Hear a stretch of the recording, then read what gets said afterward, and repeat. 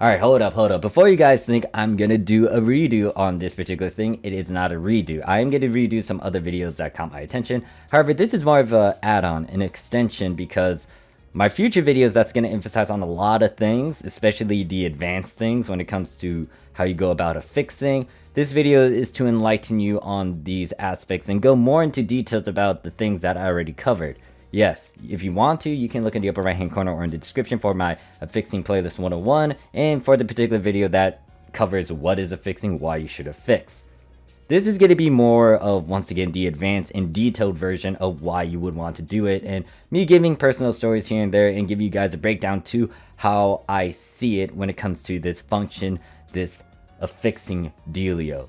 So, if you want to look at it, you can look in the upper right hand corner or in the description. This is an optional thing. You don't have to do it. However, you don't need to neglect it, and you want to know some of the basics because this will help you in the long run compared to like being ignorant and not getting into it. At the very least, what I do with these videos is to give you guys a way to break it down and understand it in a very, very, very simple way. Because if you don't understand this thing, it's going to get frustrating as hell. I've already been through that, but after toying around with it and after years of experience and toying around with a bunch of fixes, I can easily do stuff in a matter of minutes. Just depends on what and how I go about it. Alright, so yes, this will be edited because of the thing that I put into PSO2 to make it look a lot prettier or to add more effects to it. But yeah, I have to actually edit it because apparently my recording device is not working properly. Anyways, that's off topic. Let's get back into what is affixing. So if you don't really get the gist of it, or you stare at this thing and it seems a bit daunting, or you want some sort of comparison with this function, this feature in game, you can think of it as a formula, like a science formula along with a bit of math. So here's the thing, with H2O, it's composed of two hydrogens and an oxygen. Guess what? To write it down, it's going to be H2 on the left side plus an O, and then there's going to be a right arrow sign, and it's going to be H2O. Now you'll see it on the screen because, once again, I can edit this. With that being said, you can think of it as the same way when it comes to affixing. Each one of these different columns have its own uniqueness to it. It's going to be its own thing. Granted that you still need to know the basics when it comes to affixing and what it can do, what it can't do. I already covered that once again in my affixing playlist. So let me take power 3 for example. Power 3 is its own unique thing. There's power 1, there's power 2, there's power 4, the power 5, and power 6. Now certain grades of these different abilities have a certain function to it. For example, power 6 you cannot normally make. You have to get it through a SAF or through a pop item. With power 3, it's a common ability. This thing gives you plus 30 S attack. So with that being said, guess what? You can transfer this and it will be transferable at a 60%. The 60% is what comes along with the power 3 if you put it into your formula. So with shoot 3 for example, this is a different ability. It's going to give you plus 30 R attack. Guess what? Power 3 and shoot 3 can't be combined in this sense, and they will have their own percent behind it. Certain abilities will obviously boost it, and once again, I already covered this in my separate videos in my affixing playlist. So yeah, when it comes to you combining the two, you can, except there's going to be something that's going to kick in. However, let me go back to how I approach this. Now, you don't need to have this sort of mindset, but with that being said, this is how I approach it. This is how I viewed affixing. It's pretty much a formula. It can be a science/math formula. So with power 3 being stuck at a 60%, I'm like, okay, so this is at 60%. It's not 100%. 60% does not equal to 100%. There's still a 40% chance of it to fail. Guess what? There's ability success rate boosters. If I use a plus 40, I can get it to 100. However, 40% is not fucking cheap. It costs 100 X cubes. So how am I going to go about this? How am I supposed to increase that percent? What happens if I toy around with this and I have another power 3 in my formula? If I put it on like another fodder piece of some sort. You can see that the numbers change down here. It's not a 60% anymore. It's an 80%. How did it get 80%? Obviously, if you do your math, 80% minus 60%, because that was what it was originally with just one of them, is 20%. So there's a 20% increase with that. You add this 20% 2 to 60%, and boom, you got 80%. Not only that, guess what? There's a grade 4 option now, and it's at a 20%. Okay, using this logic, what happens if I have 3 of them? Oh, it increased to 100%. That's good. I don't need to use the 40% anymore. So with the power 3, if I want to transfer that with 3 power 3s in my formula, I get a power 3. And then when it comes to the grade 4, guess what? That increased by another 20%. What happens if I put a 4th one in this formula? Alright, that doesn't do anything. 5th one, okay, so with that out of the way, the 6th one will obviously not do anything at all. And that's how I personally learned how to affix. Now, the concept in itself, or me getting into this process, I was not exposed to this. When I was a noob, when I was still new to the game, especially in the Japanese PSO2 episode 2 era, on ship 2 around 2014 and 15, I didn't know this function. I was like focused in game, just exploring the game and leveling up and stuff. Eventually, I bumped into someone that told me about their bank in game, like how much meseta they have. And they told me like they had 1 billion. I wasn't gonna doubt them, I was gonna believe their word, but then they decided to show me a screenshot, and then I was like super curious to how the fuck they got so much money. They had a little billion in fucking episode 2. That was like back in 2014 and 15. And the thing is, the prices in the market for ship 2 and episode 1 and 2, they weren't that bad. A lot of stuff that you wanted to get, or a bunch of cosmetic items, they were cheap, they were affordable in due time. And also when it comes to you spending your money in a bunch of things in game, you can spend your money on fashion, but then you can also spend your money on your equipment as well. And if you want, you can save up here and there. It was pretty good, but in the sense of the actual gameplay and some other things, there's a lot of debate / questions, because there weren't a lot of good functions back then. We had to do a bunch of things just to run around the map, like doing a dash. I'll explain this in its own separate video when I talk about the history lesson. Getting back on topic though, pretty much this guy showed me how he got 1 billion in his bank, and then I had to ask him like, how did you do this? How did you get a bunch of money? He told me he affixed a bunch of stuff. The particular thing he sold in the past was a bunch of 3-slot power 3s on a unit. Now back then it cost 200,000. That doesn't sound like a lot, but back then it was a fucking lot, especially if you sold them in mass quantities and people were buying these fuckers left and right. Along with like shoot 3s and technique 3s, but the power 3 were the main ones because everyone wanted to play as a melee class. So he told me how he did it, but at the same time he didn't really do a good job in explaining different functions and things.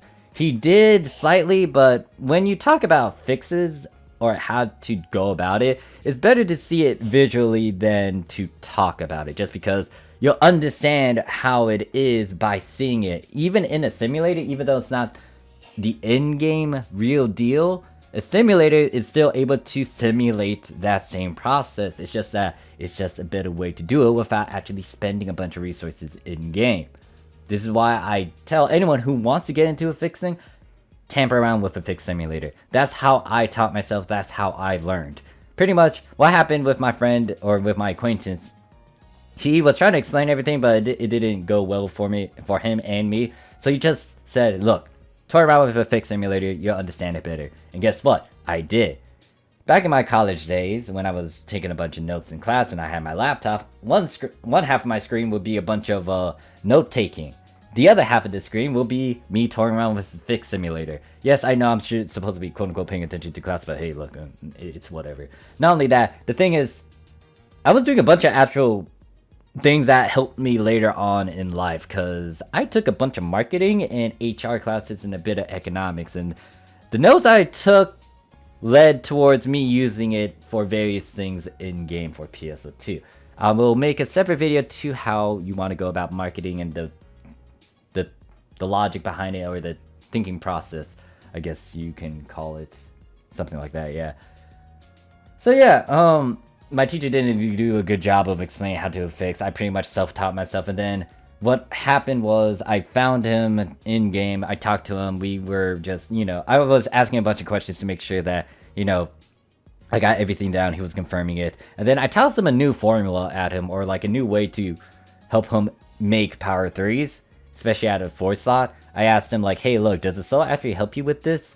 like a quartz cell, for example, does it boost up to power 3? He tested out, and then he was like, oh yeah, it does. And then he started to use that formula, then he got a bit more of a profit from it. He never confirmed or denied my question, so I was like left in the dust until I realized when I did it, yeah, it does boost up your power 3.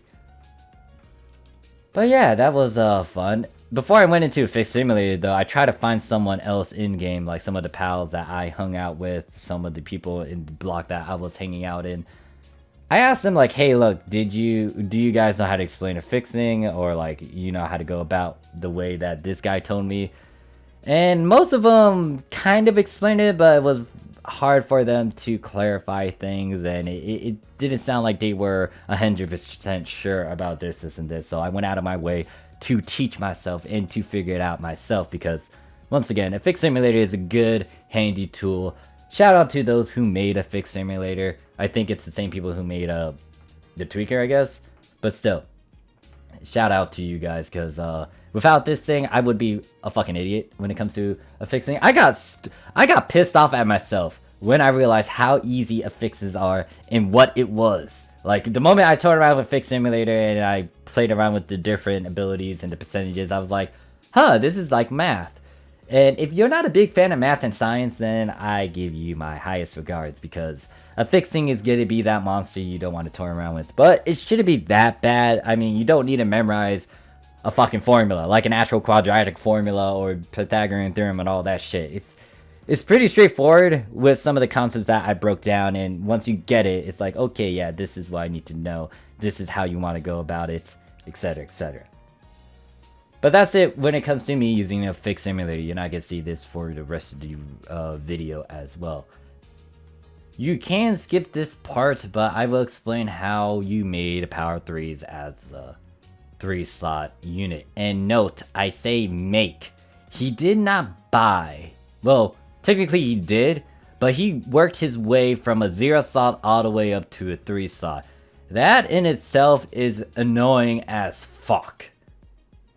You don't want to do the old process that he does now. Especially, I do it every now and then too, but it's so fucking annoying. And let me explain why. So, with power, once again, this is skippable. You don't need to watch this, but this is me going back to the past and just showing you guys how we went about doing shit. So pretty much what you want to do is get your hands on power 1s. Power 1s out of 1 slot preferably, and then you want a junk ability. In the past, we only had 3 slots. Fodder 3, 4, and 5 was not a thing. They added that in episode 3. I will make a history lesson video talking about that. It's gonna be a short one. But yeah, we didn't have 3 of these fuckers. This is why you didn't see a lot of people running around with like 8 slots, 6 slots, 5 slots even. Even a fucking 4 slot was hard back then to make without dealing with a bunch of percentages. I think we didn't even have a 40% until episode 3 came around. It was entirely different. The things you guys are dealing with over there in North America right now is completely different from what old players had to deal with in episode 1 to 2. Even into episode 3. So yeah, pretty much what my master did was he got a power 2 at a 2 slot. Then the next thing you want to do is get a power 2s at a 2 slot and then have a junk ability. Excuse me, nope, wrong one. And then junks. When you have this, guess what? Now you could try to gamble and make a power 3. Now you can use 30% if you have been farming. Preferably you would want to try to get a mutation on the last piece, because mutation 1 does boost up the chance of making a grade 3. You'll see that the percentage was at a 25 originally, but with the mutation it's able to boost it up to 51. You use the 10%. There was 5 and 10% from doing fun scratches and stuff. 30% were you can get them through the X Cube shop. I think that was the thing in episode 2 question mark. But at the same time, like this ultimately depends on how you go about it, and if you really want to spend a resource for it, because the ultimate thing is you were gambling when it comes to Affix Simulator. But yeah, that's how you made your power 3 out of 3 slot. And once again, these things were selling for only like 200,000, but back then that was a lot. And if you're able to sell mass quantities of these, guess what? Like you can earn 2 million and stuff. I personally spent like 100,000 just buying these pieces, like buying a bunch of power 1s and some other abilities. And then I worked my way up from these 0 slots, put a power 1 onto it, make it in 1 slot, then work from a 1 slot all the way up to a 3 slot. I sold like 100k, I made 100k's worth of these things, and then I sold them for like 20 mil on the player market. Yeah, and then guess what? I repeat that process again. I spend 100k on these items that I need, work my way up all the way up to a 3 slot power 3, sell those, and then I get another 20 mil. Now it started to change when episode 3 came around because of the fact that, you know, you got 3 more fodder ability slots now and people were now pushing for higher abilities. This covers the Affix simulator portion. We're going to get back on PSO2 and I'm going to talk about some other things to my logic and why you should give this a shot, why you should invest, or just know how to go about fixing easily without having a huge struggle. This is why I break down the videos as they are, to the bare bones, to the basic concepts, to its own rules, ideas, so you guys can absorb it easily. Understand that when I was trying to learn this process, it was annoying as hell and people didn't really explain it thoroughly because I had to ask a bunch of questions. And if I ask a bunch of questions, that's not a good thing if they can't answer it. I mean, yes, sometimes asking too many questions will be a fucking headache and maybe you shouldn't ask too many questions. But at the same time, when it comes to like in-game functions and stuff, you need to know why. Because if you get to dump a shit ton of money on something, you need to know why you're doing it and how is this going to help you and stuff. When it comes to people trying to explain this concept or these various things that you got to consider when it comes to affixing, they didn't have a good way to explain it to me. Like, they told me what they have to do. They told me what I needed to do. It's just that I was asking, why did I need to do this? How is this a thing? Why is it in this way?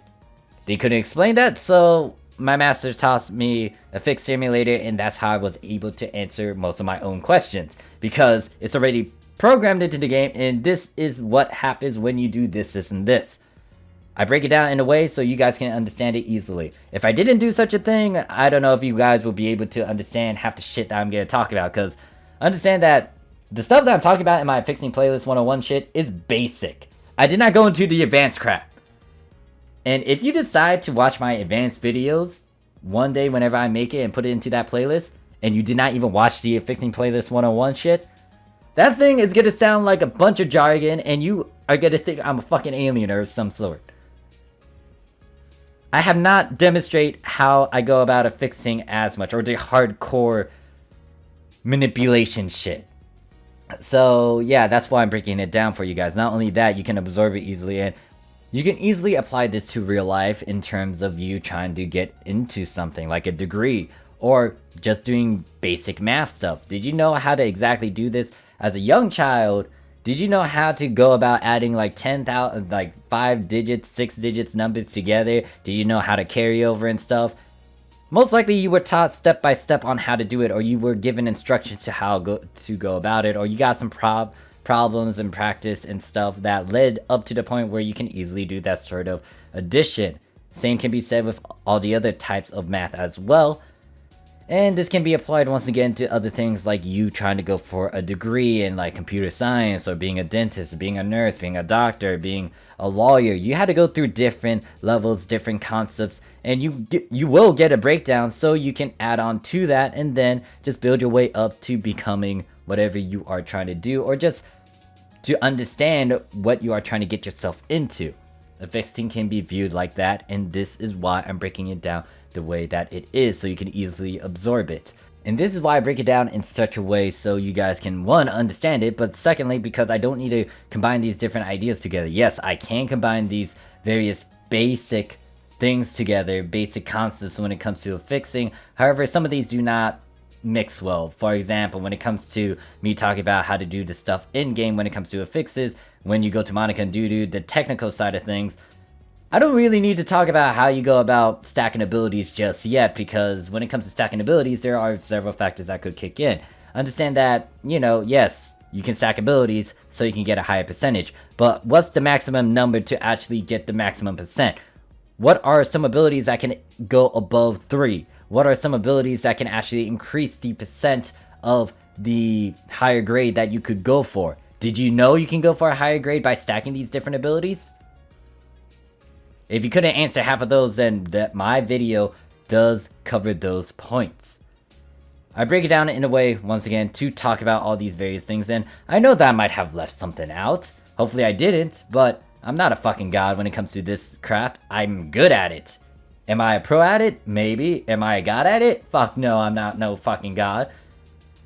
The thing is, once you understand the basics to it, it's gonna be easy. I'm able to figure out a bunch of stuff. When I got back into the game, guess what? I didn't know half of these goddamn abilities, but when I start toying around with Affix Simulator, when I stare at how to go about making some of these abilities just by looking at the damn ability, then yeah, I understood how to go about it. It wasn't that fucking hard.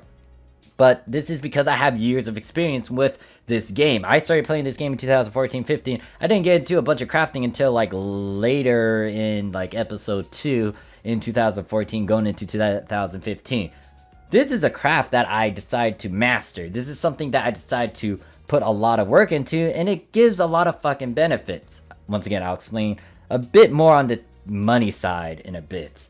But yeah, pretty much that's it when it comes to this point. And if you have fucking questions about it, even though I might have already answered it in some of my videos, if you want some sort of clarity, don't be afraid to ask it in the comments. I am not afraid to give you guys a response in terms of how to go about certain things if you need a clarity to this. If you have a questions, or maybe you have like some sort of method that I may not be aware of, or maybe you want to confirm something that you might want to try out, then I can give my 2 cents. Don't be afraid to ask. If you don't ask the question, then how are you gonna know personally about how to go about doing this, and this? I'm here to help you guys. I'm here to pass down the information that I personally taught myself to you guys. So ultimately, in the end, when something new happens, when there's a new ability, do I need to explain how to go about it? I will make a video most likely talking about this new ability and how to go about it. But at the same time, hopefully you guys are able to figure it out yourself and do it in your own unique way, and maybe make a bunch of formulas that I don't know about, or not a lot of people know about, and just go about affixing in your own unique way. Is it fun? I don't know. That depends on you and how you view it. For me, sometimes it's fun for me, but sometimes it's more of a, I need to do this because I need to get fucking money. And this leads up to the point where I'm going to talk about economics and how this can actually give you a shit ton of money. I'm going to be cursing a lot, but here's my question to you guys. Do you know where you're putting most of your money in? If you do know, great on ya. If not, then let me point out a couple of services that you are using in-game where you are most likely dumping a bunch of Meseta on. 1, the player market. Understand that the player market is a good way to get certain materials you need for various things in-game, various functions in-game, and also your fashion stuff as well. Secondly, when it comes to you spending your money, you will most likely do it to crafting as well, because guess what? Crafting has a fixed fee that you have to pay so you can do the certain craft. Yes, you can get a profit off of it, depending on certain factors, but ultimately when it comes to you getting to the level that you want, getting specific time abilities, getting specific effects from these time abilities, is a bunch of try and error, and it will eat up a lot of your resources, not just your Meseta. It's going to eat up other resources such as the discs that you will have to desynthesize and all that jazz. Thirdly, when it comes to what else you can spend your Meseta on, you might do it to Affixes. Now, once again, this is optional, it depends on you, but because of the fact that the game isn't pushing for higher difficulties and you have to survive through these higher difficulties, you had to deal with a bunch of bullshit, you will want to have decent Affixes, at the very least, so you can increase your chances of survival, so you can increase your damage or something. You want to at least have certain Affixes so it can stack to your multipliers, to your certain stats that you would want to emphasize on. But not only that, guess what? Even if you're not technical about your affixes, you are not hardcore about your affixes, there will be someone else that will try to get a bunch of certain abilities because that's what they want to emphasize on and that's what they want to do. There will always be a buyer in terms of the affixes stuff. Now, it depends on what the affix is, what the ability is, and that will play on like certain things here and there. If it's something really fucking important, for example, if you have a bunch of catalysts, especially Reverie catalysts, guess what? There will be a buyer for that because people will want to get mana Reverie out of any other ability in-game or any other sort of Reverie, because that mana Reverie gives a whopping plus 50 in terms of attack, and it gives you a positive plus 2 HP and PP as well. If you haven't seen my videos talking about it, once again, I do have videos talking about these particular abilities, especially mana Reverie, at the factor in Astral Soul. So here's the thing about affixes as well. This kind of goes hand in hand with the marketplace, and I was gonna save this for a separate video, but since I'm talking about why you should consider affixing and why this is something you want to do, it's because of the fact that people will buy your shit, especially if you have a very specific fodder piece. For example, if I have a bunch of catalysts on it, but I also have, let's say, a mark on an 8-slot unit along with some other things as well, or maybe a receptor instead of a mark ability, because that would have a lot more value in terms of you transferring a mark and stuff.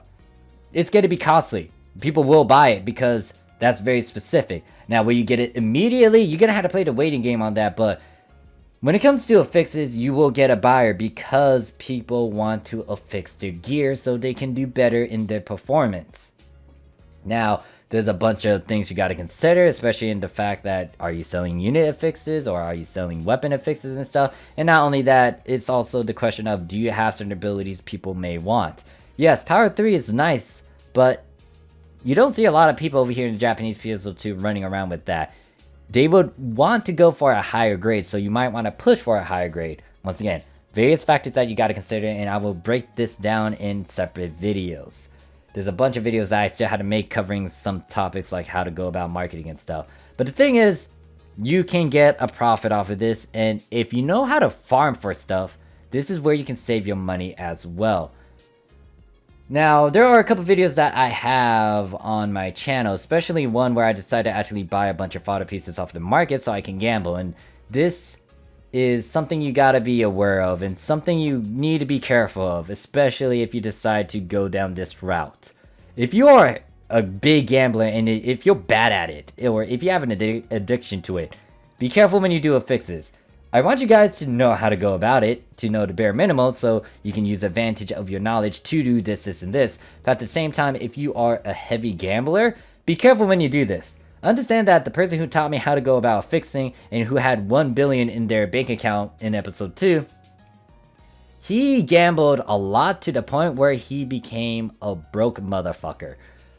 I mean, he helped me out and stuff, and I helped him out at times, but still, it's like, you gotta be careful with it. He went from 1 billion all the way down to, I think, 10 mil or something. That is a huge fucking difference. I don't want you guys to stumble upon that same factor as well, so if you have a bad gambling addiction, be careful when you do affixes, because affixing with the marketplace and affixing these godlike abilities or these abilities that people want on demand, it can be gambling in a way. You got to be careful.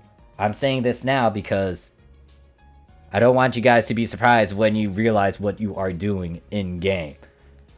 So proceed with caution. But guess what? If you're able to succeed, you get a huge payoff from it. Understand that yes, you can get a shit ton of money by having multiple characters. For example, I have 20 characters over here in the Japanese PSO2. I earn what? Roughly around 2 million per one character per week. So in a week, I can earn roughly around 40 mil. Granted that, you know, this is just through Arks Weekly Missions. This does not count other things in-game that are a weekly basis things. For example, the Yerkes client orders and stuff. Once again, I'll have a video talking about how to get fixed income and all that shit. But pretty much, I can earn a lot more if I toy around with affixes. Like, if I make a godlike affix, or a very specific affix, together with all these other abilities, I can sell it for a lot more than, what? I can sell it for roughly around maybe 100 mil or so.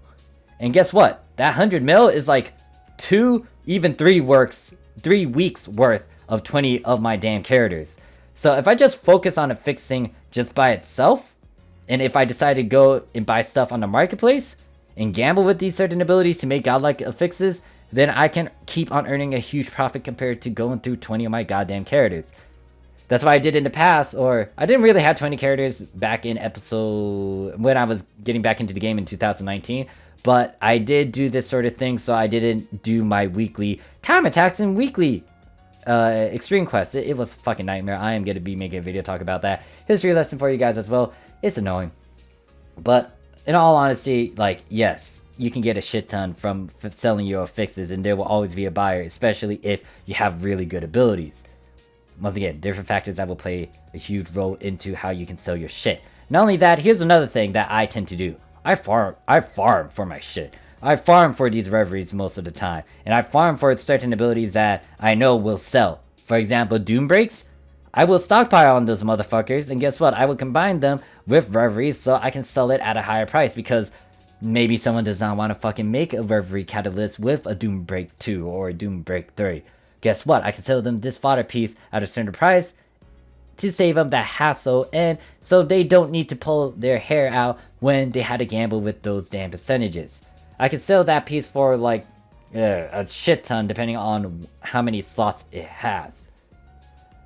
So yeah, and if it's on a weapon and or unit as well, that's another factor. So the thing is, when it comes to affixing, you can get a shit ton. You can save a lot too, especially if you know how to farm for your abilities as well. Now, when it comes to farming abilities, it's different from affixing, but if you decide to combine the two, it's godlike. Guess what? I farmed for most of my abilities. I went out of my way to get this shit. And if I'm able to just farm for this stuff and then gamble and try to make fodder pieces that are like 40 mil, 100 mil, 50 mil, or whatnot, then it's not a huge loss. Like, even if I fail, for example, in making a 40 mil fodder piece with the pieces I farmed, it's not going to hurt me as much. Yes, it's going to lose time and the pieces that I decide not to sell, but at the same time, it's like, it's whatever. These are pieces I sold. I mean, I farmed personally out of my way and using my time. Do I really want to actually spend money on someone on the market to get these abilities and then like lose money and then lose the chance of getting like 40 mil? For example, if I spent like 5 million on the market to buy some of these fodder pieces so I can make a mana reverie at a certain unit slot that can sell me a shit ton, and it fails. Like, if I can't make that catalyst, reverie catalyst at that certain slot number with the pieces I bought off the market that cost like what, 5 mil, then I just lost 5 mil. Like, don't get me wrong, it's just 5 mil, but at the same time, 5 mil is like at least 2 of your character's weekly missions. Do I really want to do that when I could just farm for it instead if I know where to farm for it and how to go about it? You need to know how to prioritize shit, and when it comes to just farming for your abilities and affixing stuff yourself and not needing to buy someone's service to do it, that saves you a shit ton of money. Now, also, when it comes to my service in particular, if people want certain affixes and they are willing to pay the price that I decide to put on the table and tell them that I can actually go ahead and make their certain pieces, like how I made my 420T attack unit. And if you don't know that video, bottom in the description or upper right hand corner. Yeah, I can get a shit ton because of this. This is something that you can work on and you can get a lot of profit off of. Once again, it's not for everyone, but if you know a bit of affixing and you know how to go about it, you can earn a shit ton. And this is how I was able to get the money that I have in my bank. Now, this isn't all my Meseta. This is the physical Meseta that you can see in-game. 1,247,678,454. Guess what? That's not the only item that I can sell. Like, yes, I can make a bunch of affixes. I have a shit ton of crap in terms of my units and stuff. And yes, it looks a bit wonky because of the thing that I have in this game. But you can see that I have a shit ton of stuff in my storages. Yes, I know that I need to extend this fucker. But you can see that I have a bunch of stuff. I keep these things because if I plan to do a bunch of affixes, I'm gonna need some of these motherfuckers. Not only that, I have a bunch of items as well that I am investing in because this will grow over time. They will most likely become extinct. Most likely they will be few in value, and then I can sell it for a lot.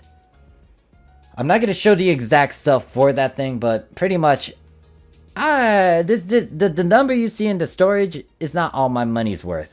That storage has a shit ton of crap as well. So that concludes this point about the money side of things. You want to know how to affix so you can save money and you can also gain a profit.